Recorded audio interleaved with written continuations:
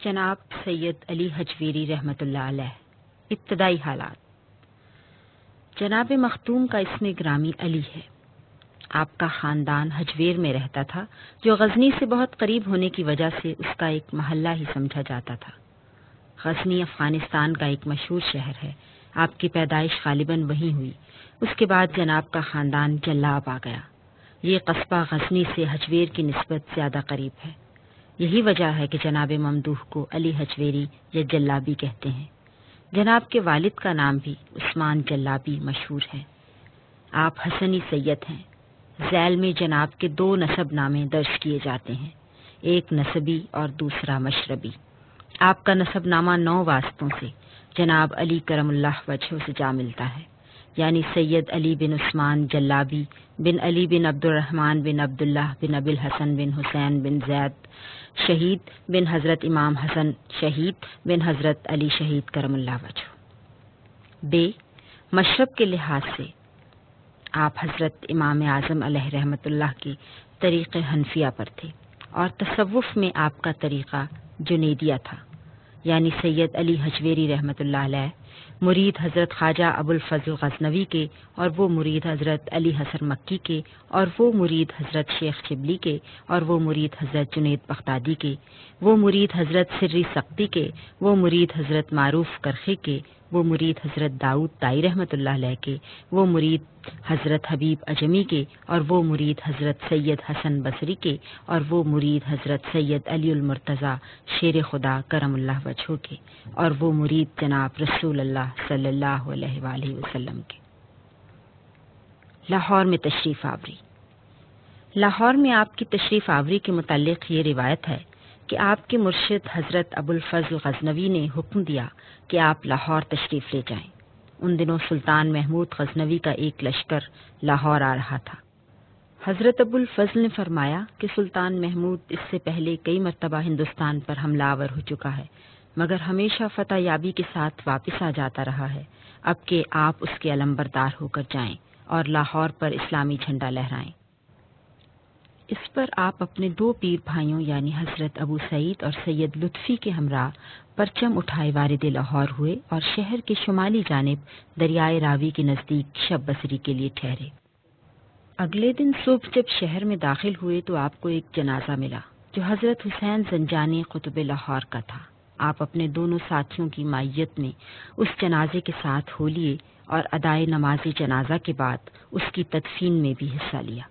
شہر کے مغربی بیرونی حصے میں ہندوؤں کا ایک مندر تھا جس کے پاس سے دریائے راوی گزرتا تھا۔ آپ نے اس مندر کے قریب اسلامی جھنڈا نصب کر دیا اور فرمایا کہ اب یہ جھنڈا انشاءاللہ قائم اور دیار لاہور پر سایہ افکن رہے گا۔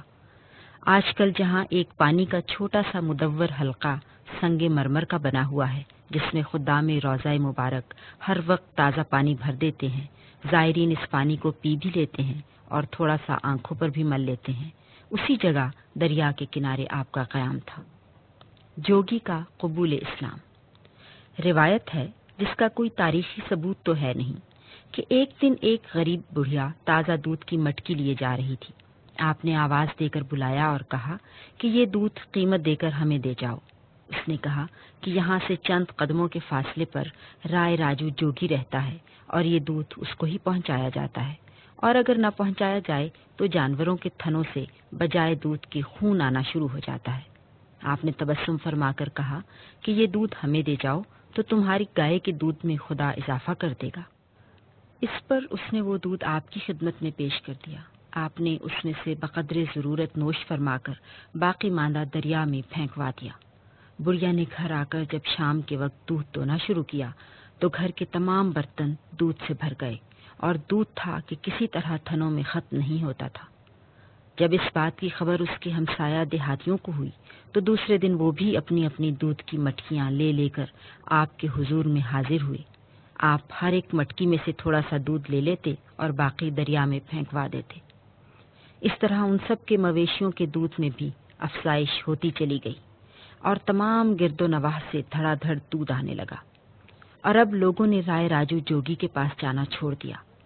جب اس کو اس بات کا علم ہوا تو وہ آپ کے پاس آیا اور کہا کہ تم نے ہمارا دودھ تو بند کرا دیا، اب کوئی اور کمال بھی دکھاؤ۔ آپ نے فرمایا میں کوئی شعبدہ گر نہیں بلکہ اللہ کا ایک عاجز بندہ ہوں، اگر تم میں کوئی کمال ہے تو دکھاؤ۔ چنانچہ اس نے اپنے استدراج کے کئی کرشمے دکھائے، جن میں سے آخری یہ تھا کہ وہ ہوا پر اڑنے لگا۔ آپ نے اپنے نالین اس کی طرف پھینک دیے جو ہوا ہی میں اس کی کفش کاری کرتے جاتے تھے۔ نتیجہ یہ ہوا کہ وہ واپس آ کر آپ کی خدمت میں پہنچا اور آپ ہی کے دست مبارک پر حلقہ بگوش اسلام ہو گیا اور آپ ہی کے ساتھ رہنے سہنے لگا۔ چنانچہ آپ نے اس کو شیخ ہندی کا خطاب دیا اور اس کی روحانی تربیت فرماتے رہے۔ وہ بھی آخری دم تک آپ کے نہایت ہی مخلص مریدوں میں شامل رہا اور اب اس کی اولاد ہی حضرت کی روضہ مبارک کی مجاورت کر رہی ہے۔ تعمیر مسجد۔ مختوم سید علی حشویری رحمۃ اللہ علیہ نے اس مدور حلقے کے نزدیک جہاں آپ قیام رکھتے تھے اپنے صرف خاص سے ایک چھوٹی سی مسجد تعمیر کروائی، جہاں آپ اور آپ کے مرید آخری دم تک نماز پڑھتے رہے۔ کچھ دنوں بعد آپ کو معلوم ہوا کہ بعض علماء لاہور کو آپ کی تعمیر کردہ مسجد کے سمت کعبہ پر اعتراض ہے، اس لیے آپ نے ان سب کو ایک شام دعوت پر بلایا اور خود امام بن کر نماز پڑھانے کے بعد ان کو خطاب کیا کہ میں نے سنا ہے آپ کو اس مسجد کے سمت کعبہ پر اعتراض ہے، ذرا نظر اٹھا کر دیکھیے کہ سامنے کعبہ نظر آ رہا ہے۔ چنانچہ سب نے بچشم خود کعبہ کو سامنے پایا اور حضرت کے کمالات کے قائل ہو گئے۔ تصنیفات۔ آپ نے منہاج الدین، کشف الاسرار، کشف المحجوب اور دیوان علی تصنیف فرمائے، جن میں سے منہاج الدین اور دیوان علی تو کہیں ملتے ہی نہیں۔ کشف الاسرار اور کشف المحجوب کے ترجموں کی سعادت حق تعالیٰ نے اس عاجز بندے کو بخشی۔ سلسلہ تصنیف و تالیف و تراجم میں میرا سب سے پہلا کام کشف المحجوب کا ترجمہ ہے، جو بہت مقبول ہو چکا ہے۔ کتاب کے پڑھنے سے ناظرین کو معلوم ہو جائے گا کہ حضرت داتا گنج بخش علیہ رحمت کی معلومات دین اور خیالات تصوف کس قدر بلند پایا ہے۔ کہا جاتا ہے کہ جب آپ نے لاہور کی اقامت اختیار فرمائی تو محمود غزنوی کی طرف سے ظاہری حاکمان لاہور اور ملتان کو ہدایت دی گئی تھی کہ وہ اہم معاملات سلطنت میں آپ کی ہدایت کے مطابق کار فرما ہوں۔ گنج بخش کا لقب۔ ارباب تصوف کا اعتقاد ہے کہ ہر ایک ملک اور قصبے کا جس طرح حاکم ظاہری ہوا کرتا ہے ویسا ہی ایک حاکم باطن بھی ہوتا ہے۔ چنانچہ جب حضرت خواجہ معین الدین چشتی رحمۃ اللہ علیہ کو دربار رسالت سے ہندوستان کی ولایت عطا ہوئی تو حکم ہوا کہ پہلے جا کے سید علی حشویری کے روضہ مبارک پر اعتکاف کرنا اور ان سے فیض حاصل کر کے راجپوتانے کے صحرا میں جا کر اسلامی جھنڈا نصب کرنا۔ چنانچہ آپ خشکی کے راستے ہندوستان میں داخل ہوئے اور لاہور پہنچ کر روضہ مبارک کے سامنے ایک کوٹھڑی میں 40 دن تک معتکف رہے، اور جب اس چلے کے کاٹنے کے بعد آپ باہر نکلے تو بے ساختہ منہ سے نکلا: گنج بخش فیض عالم، مظہر نور خدا، ناقصاں را پیر کامل، کاملاں را رہنما۔ عام لوگ یہ خیال کرتے ہیں کہ گنج بخش کا خطاب اس شعر سے شروع ہوا ہے، حالانکہ آپ نے اپنی تصنیف کشف الاسرار میں لکھا ہے: اے علی، تجھے خلقت گنج بخش کہتی ہے اور تو ایک دانہ بھی اپنے پاس نہیں رکھتا۔ اس بات کا خیال ہرگز دل میں نہ لا، ورنہ محض دعویٰ اور غرور ہوگا۔ گنج بخش یعنی خزانہ بخشنے پر قادر تو وہی ذات پاک ہے، اس کے ساتھ شرک نہ کرنا ورنہ تیری زندگی تباہ ہو جائے گی۔ بے شک وہ اکیلا خدا ہے جس کا کوئی شریک نہیں۔ اس سے صاف ظاہر ہے کہ اس وقت کے عوام بھی آپ کو اسی لقب سے یاد کرتے تھے۔ وصال اور مزار مبارک۔ 465 ہجری کے سفر کی 19ویں تاریخ کو آپ کا وصال ہوا اور اس مدور حلقے کے پاس آپ کے جسد مبارک کو پیوند خاک کیا گیا۔ دونوں پیر بھائیوں کی قبریں بھی آپ کے دائیں بائیں اسی گنبد میں بنائی گئیں۔ راؤ شیخ ہندی کی قبر روضہ مبارک کے باہر بجانب شرق بنائی گئی۔ اس عمارت کی تعمیر بار بار ہوتی رہی، چنانچہ حال ہی میں اس عاجز نے روضہ مبارک کا گنبد سبز روخنی ٹائلوں اور اس کا تمام بالائی گردہ جو طرفہ چھجوں تک سنگ مرمر کی ریزوں اور سیمٹ وغیرہ سے بنوایا، اور 8 پہلو گنبد کے ہر طرف بجائے چوبی جالیوں کے سنگ مرمر کی جالیاں لگوا دی۔ جانب غرب جو عالی شان مسجد اب دکھائی دیتی ہے وہ میاں غلام رسول مرحوم امرتسری ٹھیکیدار نے بصرف کثیر بنوائی اور سابقہ احاطہ مسجد کے ساتھ بڑی وسیع جامع مسجد تعمیر کرا دی۔ میاں غلام رسول مرحوم کی قبر ان کی زندگی ہی میں اعتکاف خانہ خواجہ معین الدین چشتی رحمۃ اللہ علیہ کے جنوب میں اس چبوترے پر تیار ہوئی جو خواجہ صاحب کے اعتکاف خانے سے لے کر دیوڑی تک جاتا ہے اور کئی مجاوروں کی نشست گاہ ہے۔ روضہ مبارک کے چاروں طرف دالان بنے ہوئے ہیں جو عرس کے دنوں میں لوگوں کے کام آتے ہیں۔ جانب شمال جو دالان ہے اس کے ایک کمرے میں بڑے بڑے تاریخی کلام مجید کے قلمی اور چھاپا شدہ نسخے موجود ہیں جن پر سینکڑوں آدمی ہر روز تلاوت کرتے ہیں۔ روضہ مبارک اور اس کے متعلقہ عمارات کی کرسی عام سطح زمین سے بقدر 10 فٹ اونچی ہے۔ اس عمارت کی کرسی کے چاروں طرف حجرے اور دالان بنے ہوئے ہیں اور بعض میں متقدمین خاص کی قبریں بھی موجود ہیں۔ اپنی بنائی ہوئی قبر میں میاں غلام رسول مرحوم کو دفن کیا گیا۔ اس عاجز کو بھی بلحاظ عقیدت روضہ مبارک اور مسجد کے شمالی دروازے کے باہر قبر کے لیے جگہ عطا ہوئی ہے جہاں میرے نام کا کتبہ لگا ہوا ہے۔ حق تعالی حضرت کی بلند ہستی کے قرب کی شرم رکھ کر اس عاجز پر بھی رحم فرمائے۔ فیروز الدین غفر اللہ۔ مقدمہ۔ بسم اللہ الرحمن الرحیم، نحمدہ و نصلی علی رسولہ الکریم۔ حمد و نعت۔ ترجمہ۔ اے ہمارے پروردگار، ہمیں اپنی جناب سے رحمت اور ہمارے کام میں ہمیں ہدایت عطا فرما۔ سب تعریف اللہ کے لیے ہے جس نے اپنے دوستوں کے لیے عالم ملکوت اور اپنے برگزیدہ بندوں کے لیے عالم جبروت کے بھید ظاہر فرمائے اور اپنے عاشقوں کا خون اپنے جلال کی تلوار سے بہایا اور اپنے عارفوں کے دل کو اپنے وصال کی خوشی کا مزہ چکھایا۔ وہی اپنی بے نیازی اور کبریائی کی انوار سے دلوں کی مردہ زمین کو زندہ کرنے والا ہے اور اسے اپنے ناموں اور معرفت کی روح پرور خوشبو سے نشو و نما دینے والا ہے، اور اس کے رسول حضرت محمد صلی اللہ علیہ وآلہ وسلم اور آپ کی آل اور اصحاب اور ازواج اور اہل بیت سب پر اللہ کی رحمت ہو۔ شیخ علی بن عثمان بن ابی الحسن علی جلابی سم الحجویری رضی اللہ عنہ عرض برداشت ہے کہ میں نے استخارہ کیا اور ان اغراض کو جو نفس میں پھرتی تھی دل سے دور کر دیا، اور تمہاری درخواست کے مطابق اللہ تمہیں نیک بخت کرے کام کرنے کے لیے مستعد ہو گیا، اور اس کتاب سے تمہاری مراد بر لانے کا مصمم ارادہ کر لیا، اور اس کتاب کا نام کشف المحجوب رکھا جس سے تمہارا مقصود واضح ہو گیا، اور اس کتاب میں تمہارے مقصد سے تعلق رکھنے والی باتیں کئی ابواب میں منقسم ہو گئیں، اور میں اس کتاب کو پایہ تکمیل تک پہنچانے کے لیے اللہ تعالیٰ سے مدد اور توفیق مانگتا ہوں، اور اپنے قول اور فعل میں اپنی ہی طاقت اور قوت سے بیزاری ظاہر کرتا ہوں، اور توفیق و مدد اللہ ہی کی طرف سے ہے۔ پہلی فصل۔ کتاب پر مصنف کا نام۔ میں نے جو کتاب کی ابتدا میں اپنا نام لکھا ہے اس سے دو چیزیں مقصود ہیں، ایک خاص لوگوں کا حصہ ہے اور دوسری بات عام لوگوں کا حصہ ہے۔ جو عام لوگوں کا حصہ ہے وہ تو یہ ہے کہ جب اس علم سے ناواقف لوگ نئی کتاب دیکھتے ہیں جس میں جا بجا مصنف کا نام لکھا ہوا نہ ہو تو اس کو اپنی طرف منسوب کر لیتے ہیں، جس سے مقصود پورا نہیں ہوتا، کیونکہ کتاب کی تصنیف و تالیف اور جمع کرنے سے مصنف کا اس کے سوا اور کوئی مقصود نہیں ہوتا کہ اس کتاب سے مصنف کا نام زندہ رہے اور پڑھنے والے اور تعلیم پانے والے لوگ اس کے لیے نیک دعا کرتے رہیں، کیونکہ مجھے یہ حادثہ 2 دفعہ پیش آیا ہے۔ ایک دفعہ یہ کہ ایک شخص نے میرے اشعار کا دیوان مجھ سے مانگ کر لیا اور اصل نسخہ اس کے سوا اور کوئی نہ تھا، اس نے سب کو الٹ پلٹ کر دیا اور میرا نام اس کے شروع سے اڑا دیا اور میری محنت ضائع کر دی، اللہ اس پر رحم کرے۔ دوسرا یہ کہ میں نے تصوف کے طریق میں خدا اس کو آباد رکھے ایک کتاب تالیف کی، اس کا نام منہاج الدین رکھا۔ ایک ذلیل مدعی نے کہ جس کا نام کہنے کے لائق نہیں میرا نام اس کتاب پر سے اڑا دیا اور عام لوگوں کے سامنے یہ ظاہر کیا کہ وہ کتاب خود اس نے تصنیف کی ہے، اگرچہ خاص لوگ اس کی بات پر ہنستے رہے، یہاں تک کہ اپنی بے برکتی کی وجہ سے اس حد تک پہنچا کہ اللہ تعالیٰ نے اس کا نام طالبان درگاہ الہی کے دیوان ہی سے خارج کر دیا۔ لیکن جو بات خواص کا حصہ ہے وہ یہ ہے کہ جب وہ ایک کتاب دیکھیں گے اور ان کو معلوم ہوگا کہ اس کا مؤلف اس فن اور اس علم کا عالم اور محقق گزرا ہے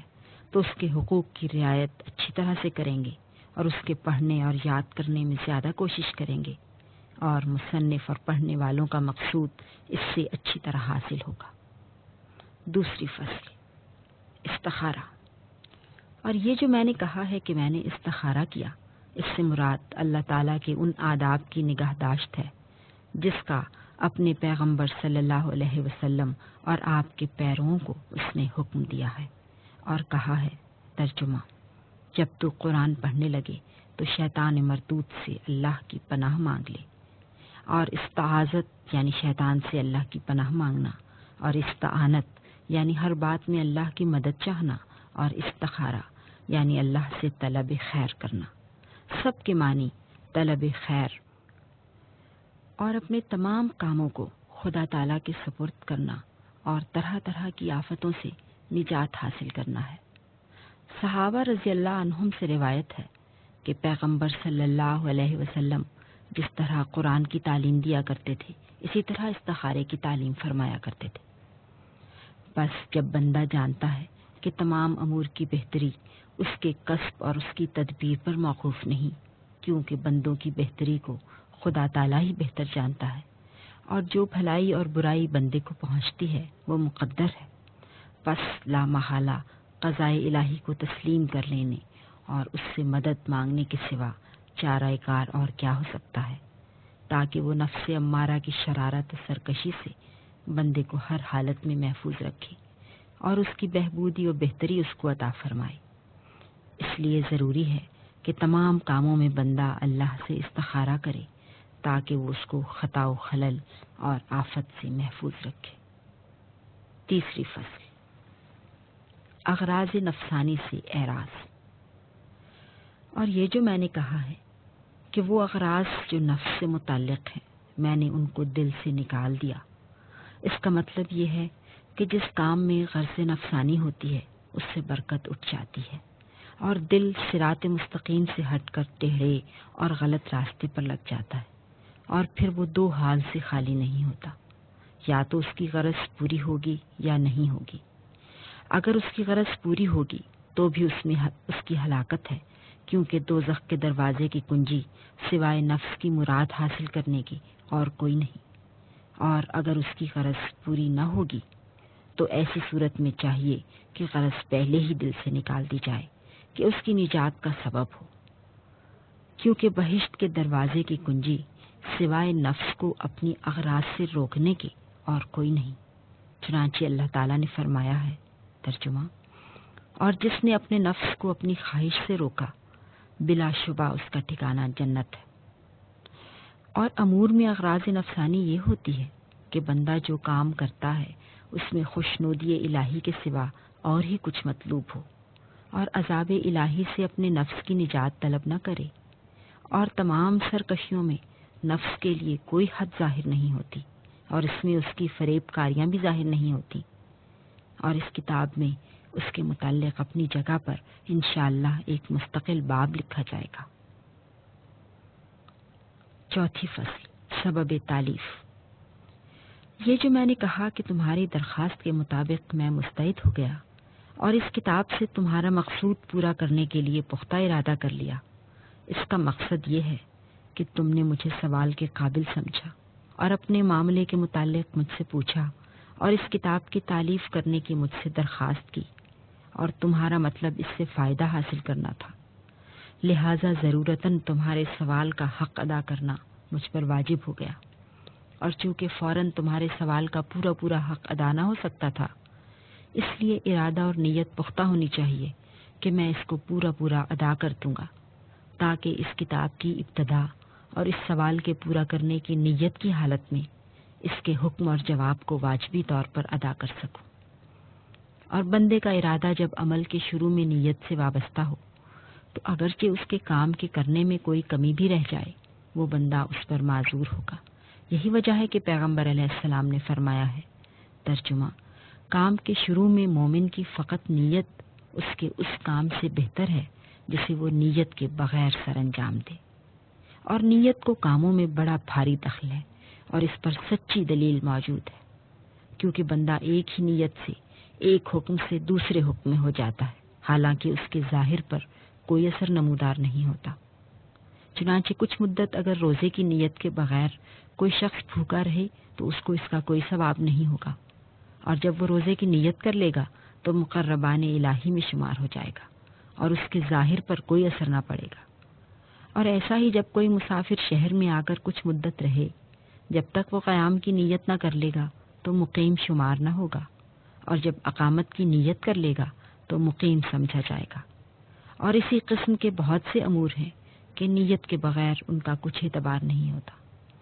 بس نیک اعمال کی نیت عمل کے شروع میں کرنا ضروری ہے، واللہ عالم۔ 5ویں فصل، وجہ تسمیہ۔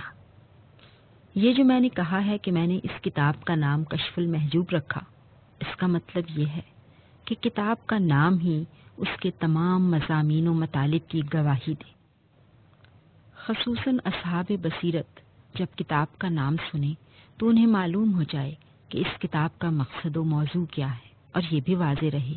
کہ اولیاء اللہ اور عزیزان درگاہ الہی کے سوا سب اہل عالم امر حق کی تحقیق کی رمز سے بالکل پردے میں ہیں۔ اور چونکہ یہ کتاب راہ حق کے بیان کرنے اور امر حق کی شرح اور بشریت کے پردوں کو کھولنے میں لکھی گئی ہے، اس لیے اس نام کے سوا کوئی دوسرا نام اس کے لیے مناسب نہ تھا۔ اور حقیقت میں حجاب کا کھولنا محجوب کی ہلاکت کا باعث ہوتا ہے، جیسا کہ حجاب مکشوف کی ہلاکت کا سبب ہوتا ہے۔ یعنی جیسے نزدیک دوری کی طاقت نہیں رکھتا، ویسے ہی دور نزدیکی کی تاب نہیں لا سکتا۔ جس طرح وہ جانور جو سرکے میں سے پیدا ہوتا ہے، دوسری چیز میں جب گرتا ہے تو مر جاتا ہے، اور وہ جو دوسری چیزوں میں پیدا ہوتا ہے وہ سرکے میں پڑ کر ہلاک ہو جاتا ہے۔ اور طریق حقیقت پر چلنا اس سے سوا جو اس کے لیے پیدا کیا گیا ہے دوسرے کے لیے دشوار ہے۔ چنانچہ پیغمبر صلی اللہ علیہ وسلم نے فرمایا، ترجمہ، ہر شخص کے لیے وہ کام آسان کیا گیا ہے جس کے لیے وہ پیدا کیا گیا ہے، اور خدا تعالیٰ نے ہر شخص کو ایک چیز کے لیے پیدا فرمایا ہے اور اس کے حصول کا طریقہ اس کے لیے آسان کر دیا ہے۔ بس حجاب دو قسم کا ہوتا ہے، ایک حجاب رینی، ہم اس سے اللہ کی پناہ مانگتے ہیں اور یہ حجاب ہرگز نہیں اٹھ سکتا، اور دوسرا حجاب غینی، اور یہ جلدی اٹھ جاتا ہے۔ اور اس کی تفصیل یہ ہے کہ بعض انسان ایسے ہوتے ہیں کہ ان کی ذات حق کا حجاب ہوتی ہے، حتیٰ کہ ان کے نزدیک حق و باطل دونوں مساوی ہوتے ہیں، اور بعض ایسے انسان ہوتے ہیں کہ ان کی صفت حق کا حجاب ہوتی ہے اور ان کی طبیعت ہمیشہ حق کی تلاش میں اور باطل سے گریزا رہتی ہے۔ بس ذاتی حجاب جس سے مراد حجاب رینی ہے وہ ہرگز نہیں اٹھ سکتا، اور عربی میں رین و ختم و تباہ سب کی ایک معنی ہے۔ چنانچہ اللہ تعالیٰ فرماتا ہے، ترجمہ، ہرگز ایسا نہیں، بلکہ جو برے اعمال کرتے تھے وہ ان کے دلوں پر زنگ لگ گیا ہے۔ پھر اس کا حکم ظاہر کر کے فرمایا، ترجمہ، بلا شبہ وہ لوگ کافر ہیں، ان کے لیے برابر ہے، خواہ آپ ان کو ڈرائیں یا نہ ڈرائیں، وہ ہرگز ایمان نہیں لائیں گے۔ اس کے بعد اس کی علت بیان فرمائی، ترجمہ، اللہ نے مہر کر دی ان کے دلوں اور کانوں پر، اور نیز فرمایا، ترجمہ، مہر لگا دی اللہ نے ان کے دلوں پر۔ اور حجاب صفتی جس سے مراد حجاب غینی ہے وہ کبھی کبھی اٹھ سکتا ہے، کیونکہ ذات کی تبدیلی نادر و بدیع کے حکم میں ہے، اور نادر غیر ممکن ہوتا ہے، لیکن صفت کی تبدیلی جیسا کہ مشاہدہ ہے جائز ہے۔ مشائخ صوفیہ نے رین اور غین کے معنی میں لطیف اشارہ بیان فرمایا ہے۔ چنانچہ حضرت جنید فرماتے ہیں، ترجمہ، زنگ مستقل اور پائیدار چیزوں میں سے ہے اور تاریکی عارضی وسوسوں میں سے ہے، یعنی وطن پائیدار اور خطر عارضی ہے۔ چنانچہ کسی پتھر سے آئینہ نہیں بنا سکتے اگرچہ بہت سیقل کرنے والے جمع ہو جائیں، لیکن جب آئینے کو زنگ لگ جائے تو سیقل کرنے سے بالکل صاف ہو جاتا ہے۔ اس کی وجہ یہ ہے کہ پتھر میں تاریکی اصلی اور آئینے میں روشنی اصلی ہوتی ہے، اور اصلی پائیدار ہوتی ہے اور عارضی صفت کو بقا نہیں۔ بس میں نے یہ کتاب اس لیے تصنیف کی ہے کہ یہ ان دلوں کو سیقل کرے جو تاریکی کے پردے میں گرفتار ہیں، لیکن نور حق کا سرمایہ ان کے دل میں موجود ہے، تاکہ اس کتاب کے پڑھنے کی برکت سے تاریکی کا وہ حجاب ان کے دلوں سے اٹھ جائے اور حقیقت معنی کی طرف راہ پا جائیں، اور وہ لوگ جن کے وجود کا خمیر ہی مایہ حق کا انکار اور باطل کا ارتکاب ہے، وہ دلائل و شواہد کے باوجود حق کی طرف راہ نہیں پاتے، لہذا ان کو اس کتاب سے کچھ فائدہ نہیں ہو سکتا۔ چھٹی فصل، تقسیم ابواب وغیرہ۔ لیکن جو میں نے کہا ہے کہ تمہارا مقصود واضح ہو گیا اور تمہاری غرض سے تعلق رکھنے والی باتیں کئی اجزاء میں تقسیم ہو گئیں، اس کا مطلب یہ ہے کہ جب تک سائل کا مقصود معلوم نہ ہو اس کا مطلب حاصل نہیں ہوتا، کیونکہ سوال مشکل امر کے متعلق کیا کرتے ہیں، اور جب جواب کے ذریعے سے امر مشکل حل نہ ہو جائے تو وہ فائدہ مند نہیں ہوتا، اور امر مشکل کا حل اس امر مشکل کے پہچاننے کے بغیر ناممکن ہے۔ اور یہ جو میں نے کہا ہے کہ تمہاری غرض سے متعلقہ امور کئی اجزاء میں تقسیم ہو گئے، اس کا مطلب یہ ہے کہ جب سوال جملہ امور پر حاوی ہو تو جواب بھی جملہ امور پر مشتمل ہونا چاہیے، تاکہ سائل اپنے سوال کے تمام درجوں اور حالات اور ان کے جوابات کو اچھی طرح جان لے، اور پھر مبتدی کے لیے اس کے اقسام اور حدود کو بتفصیل بیان کرنے کی حاجت ہوتی ہے۔ خصوصاً تمہاری غرض خدا تمہیں نیک کرے کا تقاضا یہی ہے کہ میں اسے بالتفصیل بیان کروں اور تمہارے سوال کے جواب میں ایک کتاب تیار کروں، اور توفیق دینے والا اللہ تعالیٰ ہی ہے۔ ساتویں فصل، استعانت۔ اور یہ جو میں نے کہا ہے کہ میں خدا تعالیٰ سے توفیق اور اعانت چاہتا ہوں، اس سے مراد یہ ہے کہ بندے کا اللہ کے سوا کوئی مددگار نہیں جو نیک کاموں میں اس کی مدد و نصرت کرے اور زیادہ کی توفیق بخشے، اور توفیق کے معنی نیک اعمال میں بندے کے فعل کے ساتھ تائید الہی کی موافقت ہے، اور کتاب و سنت نبوی صلی اللہ علیہ وسلم توفیق الہی کی صحت پر ناطق ہے، اور تمام امت کا اسی پر اجماع ہے سوائے معتزلہ و قدریہ جماعت کے، جو لفظ توفیق کو مہمل اور تمام معانی سے خالی سمجھتے ہیں۔ اور مشائخ طریقت نے کہا ہے کہ توفیق عمل کے وقت فرما برداری کی طاقت ہے۔ جب بندہ خدا کا فرما بردار ہو جاتا ہے تو خدا تعالیٰ کی طرف سے اس کو پہلے سے زیادہ قوت اور طاقت ملتی ہے،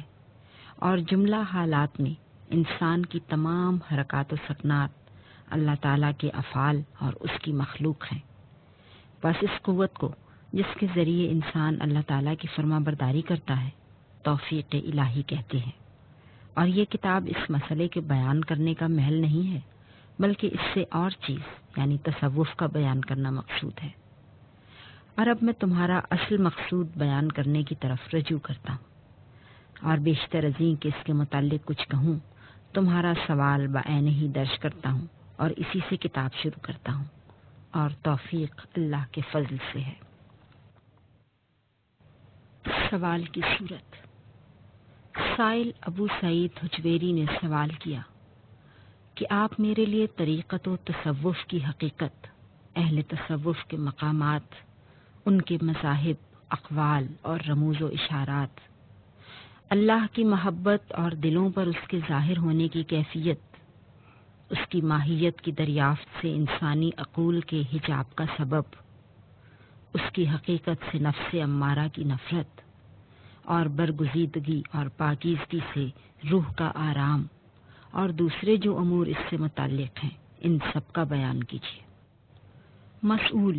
یعنی علی بن عثمان جلابی نے، اللہ ان کو اس کی توفیق دے، اس سوال کا جواب دیا کہ آپ پر واضح رہے کہ ہمارے اس زمانے میں یہ علم طریقت دراصل مٹ چکا ہے، خصوصاً ہمارے اس ملک میں کہ سب خواہشات نفسانی میں مستغرق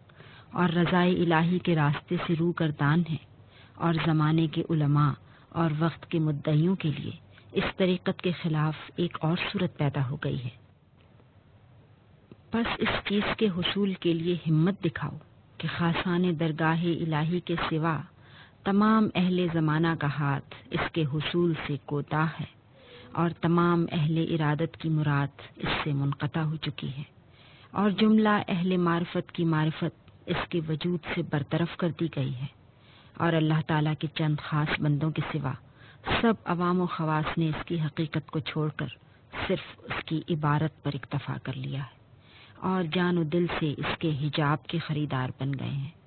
اور کام تحقیق سے نکل کر تقلید میں پڑ گیا ہے۔ چنانچہ امر حق کی تحقیق نے ان سے اپنا رخ چھپا لیا ہے۔ بس عام لوگ اس بات پر کفایت کرتے ہیں کہ ہم حق کو پہچانتے ہیں، اور خاص لوگ اس پر خوش ہیں کہ وہ اپنے دلوں میں اس کی تمنا، نفس میں احساس اور سینے میں اس کی رغبت رکھتے ہیں، اور مشغلے کے طور پر کہتے ہیں کہ یہ دیدار کا شوق اور محبت کی سوزش ہے، اور تصوف کا جھوٹا دعویٰ کرنے والے اپنے دعوے کے باوجود تمام حقائق کی دریافت کرنے سے قاصر رہ گئے ہیں، اور مریدوں نے مجاہدے سے ہاتھ اٹھا کر اپنے ظن فاسد کا نام مشاہدہ رکھ لیا۔ اور میں نے اس سے پہلے بھی اس فن میں کئی کتابیں لکھی تھیں جو سب ضائع ہو گئیں، اور تصوف کا جھوٹا دعویٰ کرنے والوں نے ان میں سے بعض باتیں لوگوں کو پھانسنے کے لیے چن لی اور باقی کو دھو کر ضائع کر دیا، کیونکہ جس کے دل پر مہر لگی ہے اس کے خیال میں حسد و انکار کا سرمایہ بھی نعمت خدا داد ہوتا ہے، اور ایک دوسرے گروہ نے ان باقی حصوں کو دھو کر مٹایا تو نہیں، لیکن انہیں پڑھا بھی نہیں، اور ایک اور گروہ نے ان عبارات کو پڑھا لیکن مطلب نہیں سمجھے اور اس کی عبارت پر اکتفا کیا تاکہ اس کو لکھ کر یاد کر لیں اور یوں کہیں کہ ہم تصوف و معرفت کا علم بیان کرتے ہیں، اور یہ لوگ عین تاریکی میں ہیں۔ یہ سب اس لیے طے ہوا ہے کہ علم طریقت کے حقائق سرخ گندھک کی مانند ہیں جو بالکل کمیاب ہوتی ہے، اور جب اس کو پا لیتے ہیں تو وہی کیمیا ہوتا ہے، اور اس کا ایک دانگ بھر یعنی 6 رتی وزنی پتھر بہت سے تانبے اور کانسی کو سونا بنا دیتا ہے۔ الغرض ہر شخص وہی دوا طلب کرتا ہے جو اس کے درد کے موافق ہو، اور اس کے سوا کوئی اور دوا اسے درکار نہیں ہوتی، جیسا کہ ایک بزرگ فرماتے ہیں، ترجمہ: بس جس کے دل میں کوئی درد ہے وہ ایسی چیز تلاش کرتا ہے جو اس کے درد کے موافق ہو۔ جس شخص کی بیماری کا علاج ادنا درجے کی چیزیں ہوں اسے موتی اور مروارید نہیں چاہیے کہ اس میں شہد اور دوا ملائیں، اور یہ علم طریقت زیادہ عزیز اور کمیاب اس لیے ہے کہ ہر شخص کو اس سے حصہ نہیں ملتا، اور اس سے پہلے اس علم سے جاہل لوگوں نے مشائخ طریقت کی کتابوں سے یہی سلوک کیا ہے۔ جب اسرار الہی کے وہ خزانے ان کے ہاتھ لگے تو انہوں نے اس کا مطلب نہ سمجھ کر انہیں جاہل کلاہ دوزوں اور ناپاک جلد سازوں کے حوالے کر دیا، تاکہ وہ انہیں کلاہ کا استر اور ابو نواس وغیرہ شاعروں کے دیوانوں اور ابو عثمان عمر بن بحر المقلب بن جاہز مغربی کے خرافات کی طرح جلد بندی کریں۔ اور بلا شبہ جب شاہی باز کسی بڑھیا کے مکان کی دیوار پر جا بیٹھتا ہے تو اس کے پر اور بازو کاٹ ڈالتے ہیں، اور خدائے عز و جل نے ہمیں ایسے زمانے میں پیدا فرمایا کہ جس کے لوگ خواہشات نفسانی کا نام شریعت اور طلب جاہ و ریاست و تکبر کا نام عزت و علم اور خلق خدا سے ریاکاری کا نام خوف الہی اور دل میں کینہ چھپا رکھنے کا نام حلم اور فضول جھگڑے کا نام مناظرہ اور آپس میں لڑنے اور جھگڑنے اور نادانی کا نام بزرگی اور منافقت کا نام زہد اور جھوٹی آرزو کا نام ارادت اور طبیعت کے حسیان کا نام معرفت اور دلی حرکتوں اور نفسانی وسوسے کا نام محبت الہی اور کجروی کا نام فقر اور انکار حق کا برگزیدگی اور بے دینی کا فنا اور پیغمبر صلی اللہ علیہ وسلم کی شریعت کے ترک کرنے کا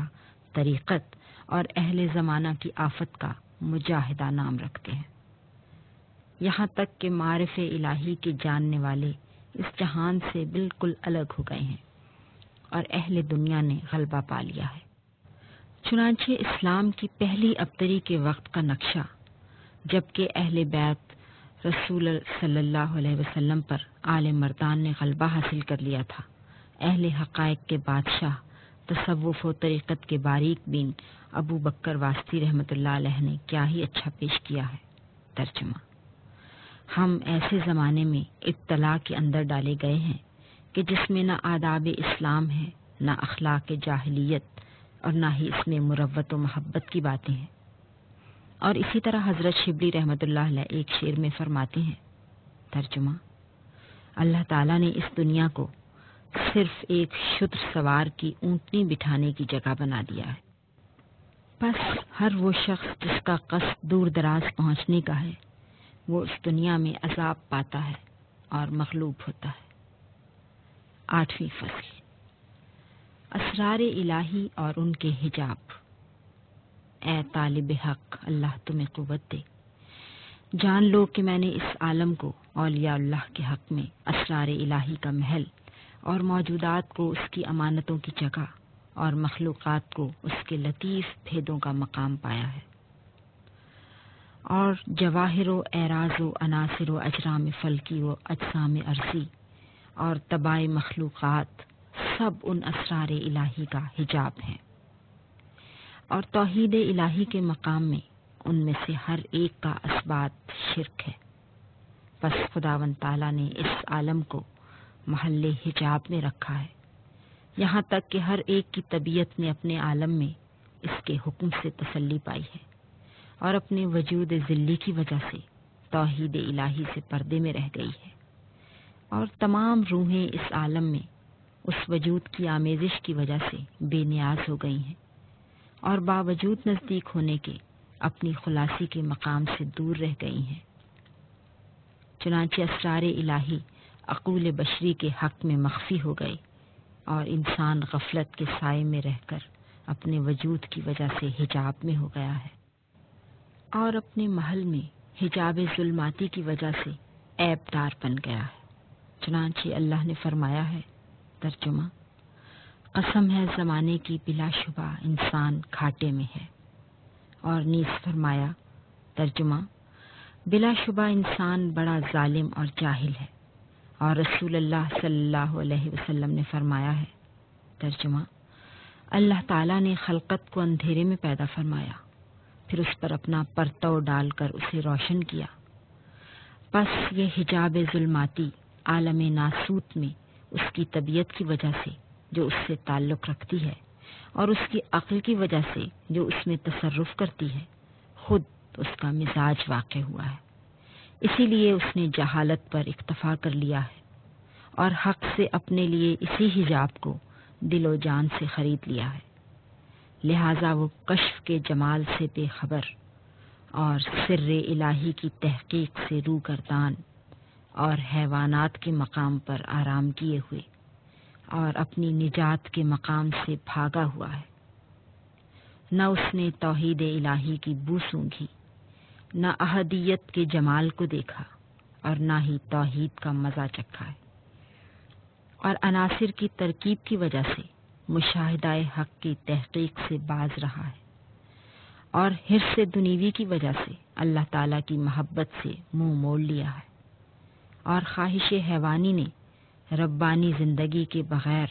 نفس ناطقہ کو اس قدر مغلوب کر دیا ہے کہ اس کی جملہ حرکات اور جستجو فقط حیوانیت قرار پا گئی ہے،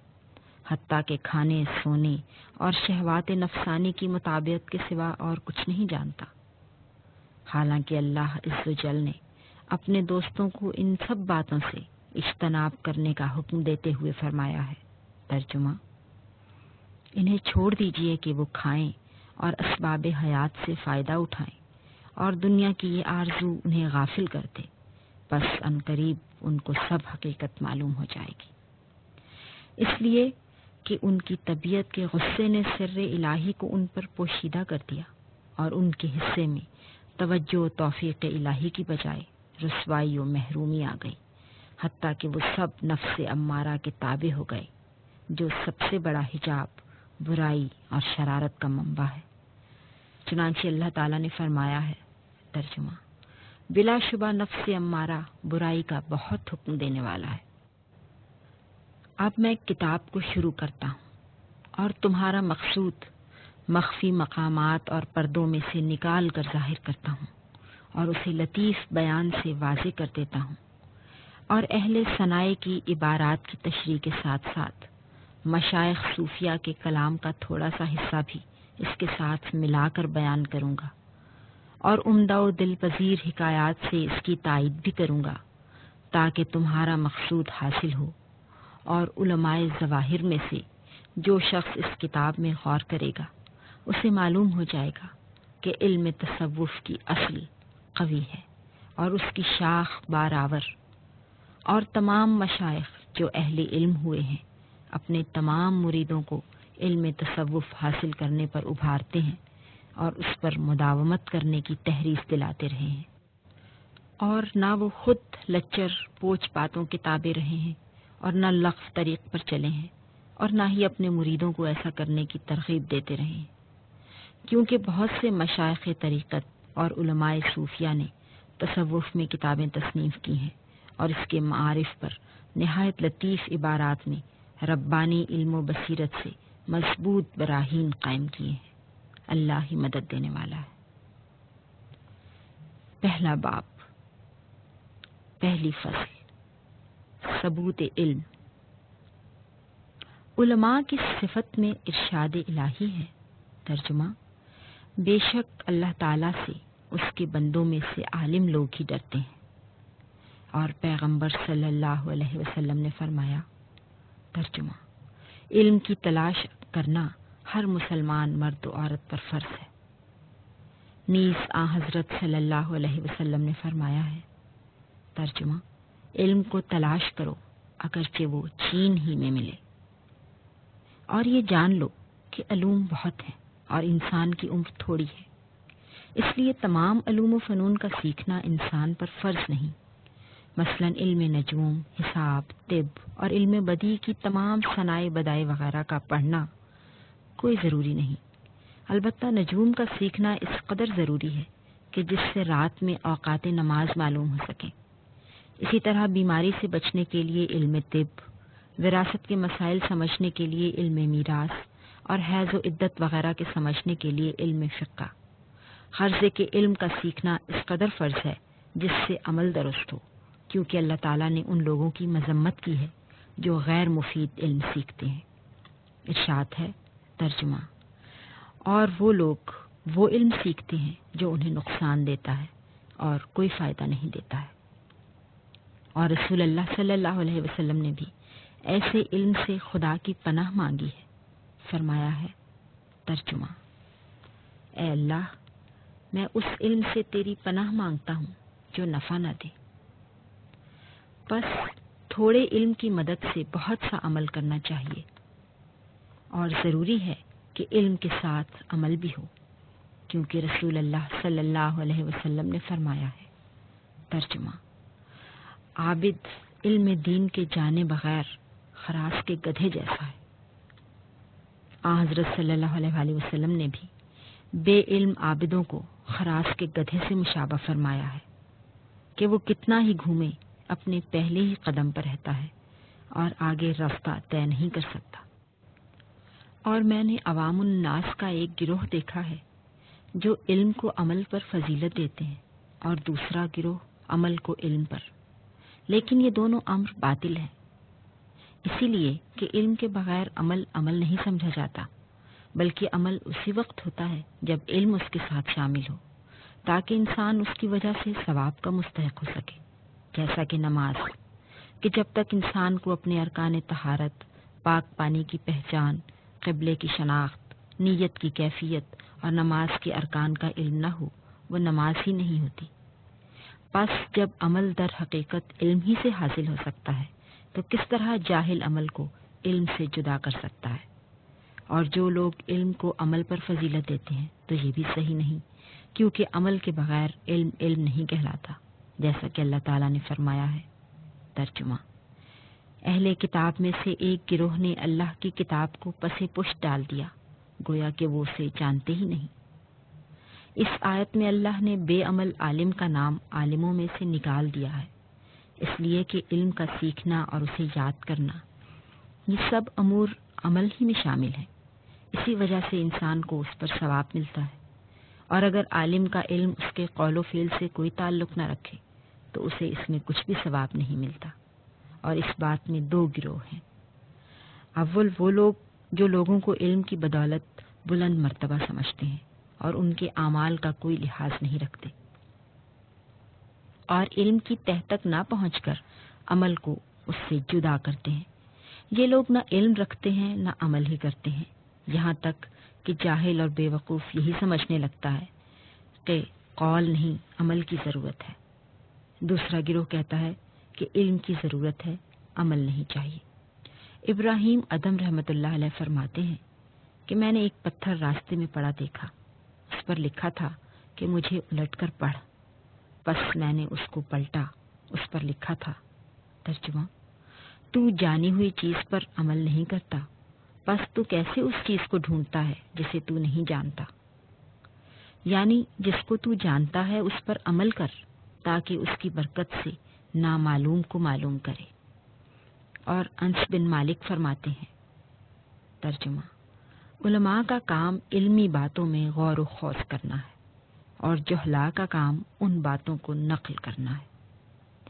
اس لیے کہ جہالت کے لوازم عالموں میں نہیں ہوتے، اور جو لوگ علم سے مرتبہ اور دنیا کی عزت طلب کرتے ہیں وہ عالم نہیں ہوتے، کیونکہ مرتبہ اور دنیا کی عزت جہالت کے لوازم میں سے ہیں، اور کوئی درجہ علم کے درجے سے زیادہ بلند نہیں۔ وجہ یہ ہے کہ اگر علم نہ ہو تو انسان کسی بھی لطیفہ رحمانی کو پہچان نہیں سکتا، اور جب علم موجود ہو تو وہ سب مقامات اور مشاہدات اور مراتب کے مقابل ہوتا ہے۔ واللہ عالم بالصواب۔ دوسری فصل، علم کے اقسام۔ علم دو قسم کا ہے، ایک علم الہی، دوسرا علم مخلوق۔ اور بندے کا علم علم الہی کے مقابلے میں لا شیء محض ہوتا ہے، کیونکہ علم الہی اللہ کی صفت قدیم ہے جو اس کی ذات کے ساتھ قائم ہے، اور اس کی صفتوں کے لیے انتہا نہیں، اور ہمارا علم ہماری صفت ہے جو ہمارے ساتھ قائم ہے، اور ہمارے اوصاف متناہی ہیں۔ ارشاد الہی ہے، ترجمہ: نہیں دیا گیا تمہیں علم مگر تھوڑا۔ الغرض، علم مدح کی صفتوں میں سے ہے، اور اس کی تعریف معلوم چیزوں کا احاطہ کرنا اور اس کا بیان کرنا ہے، اور علم کی نہایت عمدہ تعریف یہ ہے، ترجمہ: علم ایک صفت ہے جس سے جاہل عالم ہو جاتا ہے۔ اور ارشاد خداوندی ہے، اللہ تعالیٰ کافروں کو اپنے علم سے گھیرے ہوئے ہے، یعنی کوئی شے اس کے علم سے باہر نہیں۔ نیز اللہ تعالیٰ نے فرمایا ہے، اللہ ہر چیز کو جانتا ہے، اور اس کا علم ایک ہی ہے جس کے ذریعے سے وہ سب موجودات اور معدومات کو جانتا ہے، اور مخلوق میں کوئی اس کے ساتھ اس میں شریک نہیں۔ اور علم الہی نہ قابل تجزیہ، نہ قابل تقسیم، اور نہ ہی اس کی ذات سے جدا ہے، اور اس کے علم کی دلیل اس کے فعل کی عمدہ ترتیب ہے، کیونکہ فعل اپنی ترتیب و استحکام میں اپنے فاعل کے علم کا مرہون ہے، بس اس کا علم جملہ اسرار پر حاوی اور ظاہری امور پر محیط ہے۔ طالب حق کو چاہیے کہ سب اعمال ایسے طور پر کرے گویا خدا اس کو اور اس کے افعال کو دیکھ رہا ہے، جیسا کہ وہ جانتا ہے کہ خدا سے افعال پوشیدہ نہیں۔ حکایت بیان کرتے ہیں کہ بصرے کا ایک رئیس اپنے باغ میں گیا تو اس کی نظر کسان کی عورت پر پڑ گئی اور اس کے حسن و جمال کا فریفتہ ہو گیا۔ چنانچہ اس نے اس کے خاوند کو کسی کام پر بھیج دیا اور عورت سے کہا کہ دروازے بند کر دو۔ عورت نے کہا، سب دروازے بند کر سکتی ہوں مگر ایک دروازہ میں بند نہیں کر سکتی۔ اس نے کہا، وہ کون سا دروازہ ہے؟ عورت نے جواب دیا، وہ دروازہ وہ ہے جو ہمارے اور خدا کے درمیان ہے۔ یہ سن کر وہ رئیس شرمندہ ہوا اور توبہ کی۔ حکایت حضرت حاتم اسم رحمۃ اللہ علیہ نے فرمایا ہے کہ میں نے 4 علم اختیار کر کے عالم کے باقی تمام علموں سے نجات پائی ہے۔ لوگوں نے پوچھا، وہ کون سے 4 علم ہیں؟ آپ نے فرمایا، اول یہ کہ میں نے جان لیا ہے کہ میرا رزق مقدر ہو چکا ہے جس میں کمی بیشی نہیں ہو سکتی، اس لیے زیادہ کی تلاش سے میں بے فکر ہو گیا ہوں۔ دوسرا یہ کہ میں نے جان لیا ہے کہ خدا تعالیٰ کا مجھ پر حق ہے جس کو سوائے میرے اور کوئی ادا نہیں کر سکتا، اس لیے میں اس کے ادا کرنے میں مشغول ہو گیا ہوں۔ تیسرا یہ کہ میں نے جان لیا ہے کہ میرا ایک تلاش کرنے والا ہے یعنی موت، کہ میں اس سے بھاگ نہیں سکتا، اس لیے میں نے اس کا سامان کر لیا ہے۔ چوتھا یہ کہ میں نے جان لیا ہے کہ میرا ایک مالک ہے جو میرے احوال سے واقف ہے، اس لیے میں نے اس سے شرم کی اور ناکردنی کاموں سے ہاتھ اٹھا لیا۔ اور جب انسان یہ جانتا ہے کہ اللہ تعالیٰ اس کو دیکھ رہا ہے تو وہ کوئی ایسا کام نہ کرے کہ قیامت کے روز اس کے سامنے اسے شرمسار ہونا پڑے۔ تیسری فصل، معرفت و شریعت۔ انسان کو امور الہی اور خدا کی معرفت کا علم ہونا ضروری ہے، اور انسان پر مصلحت وقت کا علم بھی فرض ہے،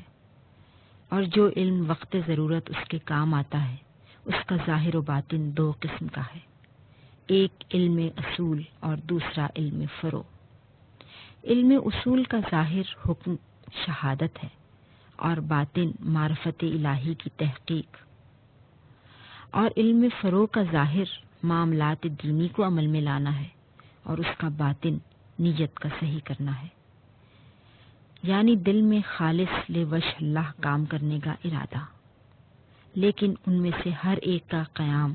دوسری قسم کے بغیر محال ہے۔ حقیقت کا ظاہر باطن کے بغیر منافقت ہے، اور باطن ظاہر کے بغیر بے دینی ہے،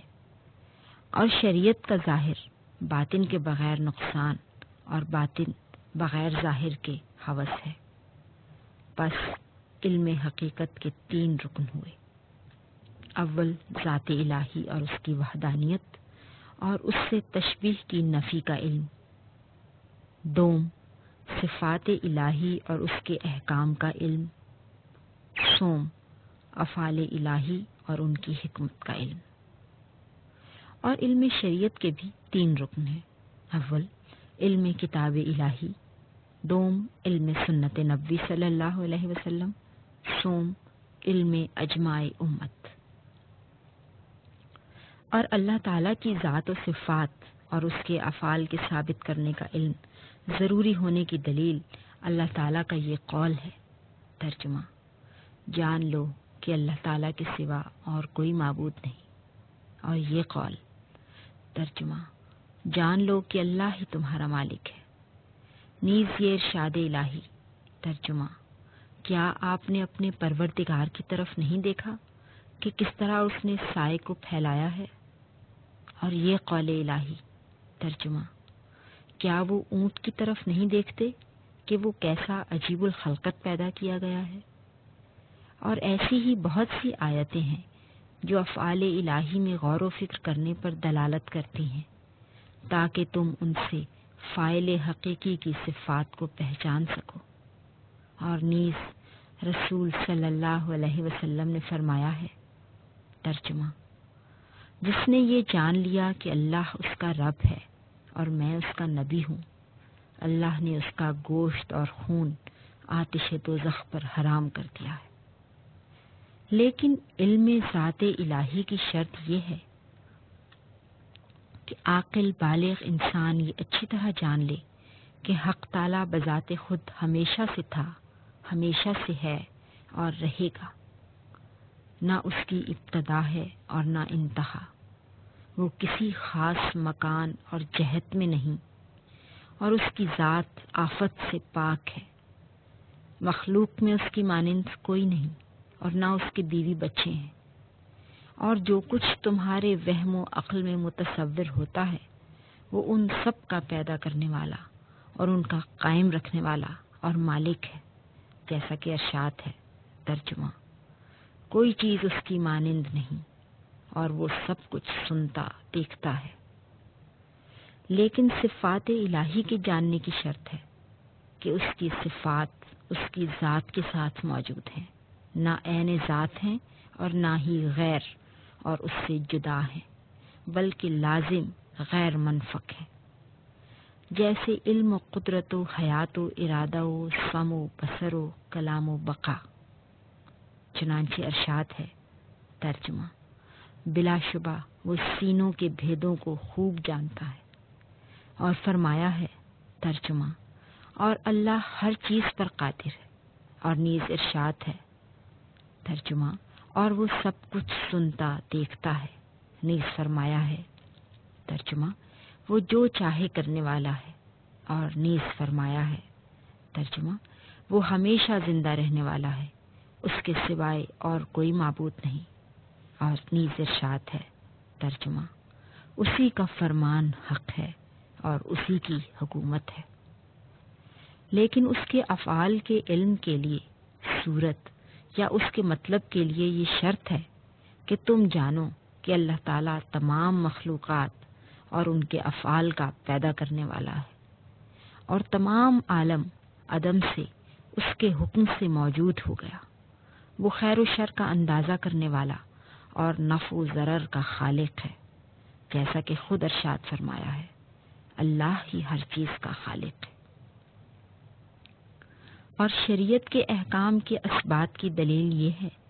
کہ یقین جانو کہ خدا تعالیٰ کی طرف سے ہمارے پاس اس کے رسول خارق عادت معجزات لے کر آئے ہیں، اور جو کچھ حضرت صلی اللہ علیہ وسلم نے پوشیدہ اور ظاہر امور کے متعلق ہمیں خبر دی ہے، حق ہے۔ اور شریعت کا رکن اول کتاب الہی ہے، چنانچہ ارشاد ہے، ترجمہ: اس کتاب میں محکم آیتیں ہیں جن کا مطلب ظاہر ہے، وہی کتاب کا اصل ہے۔ اور دوسرا رکن سنت نبوی ہے، جیسا کہ اللہ تعالیٰ نے فرمایا ہے، ترجمہ: جو کچھ رسول صلی اللہ علیہ وسلم تمہیں دیں وہ لے لو، اور جس بات سے وہ تمہیں روکیں اس سے رک جاؤ۔ اور تیسرا رکن اجماع امت ہے، جیسا کہ رسول صلی اللہ علیہ وسلم نے فرمایا ہے، ترجمہ: میری امت گمراہی پر متفق نہیں ہوگی، تم پر اہل حق کی سب سے بڑی جماعت کی پیروی لازم ہے۔ الغرض حقیقت کے احکام اتنے ہیں کہ اگر کوئی شخص ان سب کو جمع کرنا چاہے تو کر نہیں سکتا، کیونکہ خداوند تعالیٰ